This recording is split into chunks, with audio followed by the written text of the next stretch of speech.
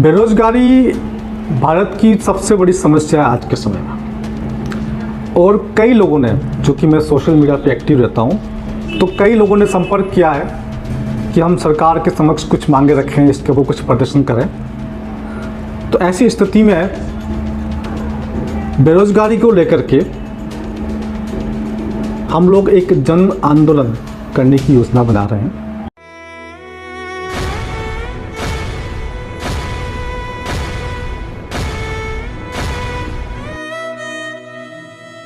के दौर में बेरोजगारी एक अहम मुद्दा बन चुका है और ये बेरोजगारी इस कदर पहुंच चुका है कि जन जन को पेट में आग लगने लगी है।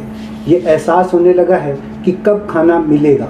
कुछ ऐसी ही समस्याओं को लेकर के आज हम डॉक्टर तरुण कोठारी जी के साथ बैठे हुए हैं और उनसे इस विषय पर कुछ जानना चाहेंगे, कुछ समझना चाहेंगे कि बेरोजगारी जो समस्या है उस पर डॉक्टर साहब क्या जन आंदोलन करने की तैयारी का है, उसके प्रतिनिधित्व करने के लिए जो आगामी आगे आएगा हम बहुत जल्द सबसे मिलवाते हैं। लेकिन शुरुआत करते हैं डॉक्टर तरुण कोठारी जी से। तो मिलते हैं और जानना चाहेंगे कि जन आंदोलन में आप सरकार से क्या मांग करना चाहेंगे। नमस्कार। बेरोजगारी भारत की सबसे बड़ी समस्या है आज के समय में। और कई लोगों ने, जो कि मैं सोशल मीडिया पे एक्टिव रहता हूँ, तो कई लोगों ने संपर्क किया है कि हम सरकार के समक्ष कुछ मांगे रखें, इसके ऊपर कुछ प्रदर्शन करें। तो ऐसी स्थिति में बेरोजगारी को लेकर के हम लोग एक जन आंदोलन करने की योजना बना रहे हैं। सरकार से हमारे 4 बिंदु पर चर्चा करना चाहते हैं इस मुद्दे पर। पहला ये कि सरकार लोगों को जॉब प्रोवाइड कराए। देश में इस समय कम से कम 5 करोड़ शिक्षित बेरोजगार, ये मैं कम से कम बता रहा हूँ, संख्या 10 भी हो सकती है, 15-20 भी हो सकती है। 5 करोड़ शिक्षित बेरोजगार है, तो उनको कोई न कोई जॉब, कोई न कोई रोजगार सरकार प्रोवाइड कराए, सरकार दे या दिलाए। जरूरी नहीं कि सबको सरकारी नौकरी मिले, चाहे वो प्राइवेट के अंदर नौकरी दे, परंतु सरकार दे। सरकार का एक ऑफिस होता है जहाँ पर जो अनएम्प्लॉयड है वो अपना एंट्री कराते, नाम वगैरह लिखाते हैं। अनएम्प्लॉयमेंट का ऑफिस होता है, वो आजकल डीफंक्शनिंग है, कोई कहीं भी किसी स्टेट में या सेंटर में काम नहीं कर रहा है। उस ऑफिस को स्टार्ट किया जाए और जो भी बेरोजगार है वहाँ जा कर के अपना नाम लिखा दे, और जितने भी रोजगार देने वाले लोग हैं वो भी वहाँ अपना बता दें कि हमें इतने लोगों की आवश्यकता है। तो वहाँ से वो एक्सचेंज डेटा एक दूसरे को हो जाएगा। कंपनी को डेटा व्यक्ति को मिल जाएगा, व्यक्ति को कंपनी का मिल जाएगा। जिसको जॉब की जरूरत है उसके हिसाब से वो डेटा आपस में एक दूसरे को एक्सचेंज सरकार करवा सकती है। इस प्रकार से सरकार जॉब दिला सकती है, दिलाने में मददगार साबित हो सकती है। नंबर 1। नंबर 2, हम ये चाहते हैं कि सरकार कुछ नीति ऐसी बनाए कि जिससे रोजगार सृजन हो, रोजगार क्रिएट हो, पैदा हो। अभी सरकार उल्टा काम कर रही है। अभी इंदौर में और राजस्थान के जयपुर में सरकार ने एक ट्रैफिक रोबोट लगाया है। वो ट्रैफिक रोबोट, एक रोबोट 20 ट्रैफिक पुलिस अधिकारी का, कर्मचारी का काम कर देता है। कुल मिलाकर के वो 20 पुलिस कर्मचारी अब फ्री हो चुके हैं वहाँ से, उस पर्टिकुलर सर्कल से। अब वो सरप्लस हो जाएंगे, धीरे धीरे सरकार उनको निकाल देगी, नहीं निकालेगी तो कहीं और उनको एडजस्ट करेगी। जब उनको समायोजित करेगी तो फिर बाकी जो नई भर्ती वो रुक जाएगी। तो सरकार ऐसा उल्टा काम ना करे, बल्कि ऐसा काम करे कि रोजगार पैदा हो। फिर भी अगर आपको कहीं कुछ वैज्ञानिक शोध की आवश्यकता है, कहीं कुछ वैज्ञानिक शोध हुआ है, उसके लिए कोई आप विशेष तौर से उपकरण लगाना चाहते हैं, उससे रोजगार कम हो रहा है, तो आपको उसके बदले में कुछ ऐसा करना चाहिए कि रोजगार और अधिक पैदा हो। ये हमारी सरकार से दूसरी बिंदु है जिस पर चर्चा करना चाहते हैं, सरकार से मांग करना चाहते हैं। तीसरा, हम सरकार से मांग करते हैं कि सरकार जो शिक्षित बेरोजगार खास तौर से है उनको ब्याज मुक्त लोन दे।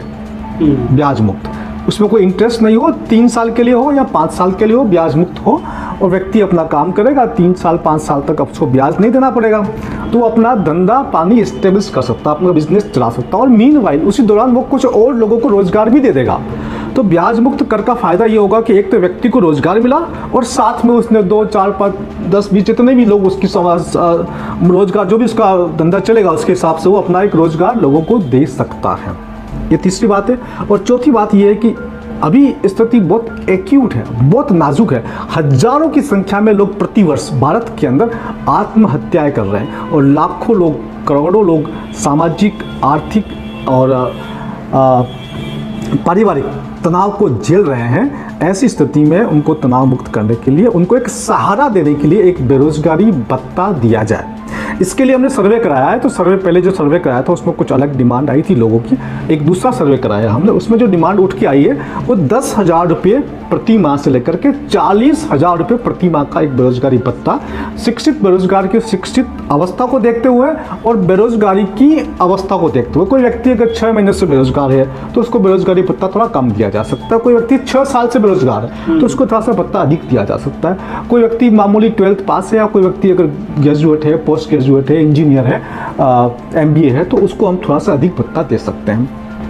तो व्यक्ति की क्वालिफिकेशन के हिसाब से और व्यक्ति का कितने समय से वो बेरोजगार, उसके हिसाब से 10,000 रुपये प्रति माह से लेकर के 40,000 रुपये प्रति माह का ये आंकड़ा जो आया है, ये सर्वे से आया है। ये हमें लोगों को देना है, ये सरकार से हमने मांग रखी है। ये 4 हमारी मांगे जो है बेरोजगारी को लेकर के सरकार के साथ है। इसके अलावा भी कोई और भी मांग है आपकी? हाँ, इसके अलावा जो हम बात कर रहे हैं, जो न्यू वर्ल्ड ऑर्डर का जो हमारा एजेंडा चल रहा है, जो हम पिछले 3 साल से न्यू वर्ल्ड ऑर्डर के बारे में लोगों को बता रहे हैं कि किस प्रकार से ये 2030 तक न्यू वर्ल्ड ऑर्डर लागू हो जाएगा। And you will be own nothing and you will be happy. आपके पास किसी का मालिकाना हक नहीं होगा। कहने के लिए वो कह रहे कि आप खुश होंगे, पर खुश होंगे या नहीं होंगे, तो आपका सारा मालिकाना हक छीनने वाला है। चाहे वो गाड़ी हो, चाहे घोड़ा हो, चाहे पशु हो, चाहे आपका बैंक बैलेंस हो, चाहे आपका मकान हो, फ्लैट हो, खेती हो, दुकान हो, कुछ भी हो, सब कुछ इसका मालिकाना हक किसी और के पास जाने वाला है। तो उसको रोकना भी आवश्यक है। और साथ में जो पिछले आपने 2-3 साल से जो देखा, जो पूरा देश में फ्रॉड हुआ है ना, उस फ्रॉड में जिन लोगों ने ये लगाया और जिनके मृत्यु हो गई, उनके परिवार वालों को इसका मुआवजा मिले, नंबर 1।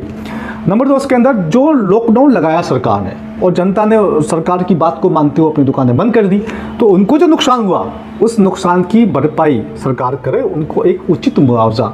अलग अलग व्यक्ति का बिजनेस का स्तर अलग अलग होता है, अलग अलग व्यक्ति को अलग अलग नुकसान हुआ है, तो उनके बिजनेस का आकलन करके जितना उनको नुकसान हुआ लॉकडाउन की अवधि के दौरान, उस अवधि का पूरा भुगतान उनको किया जाए।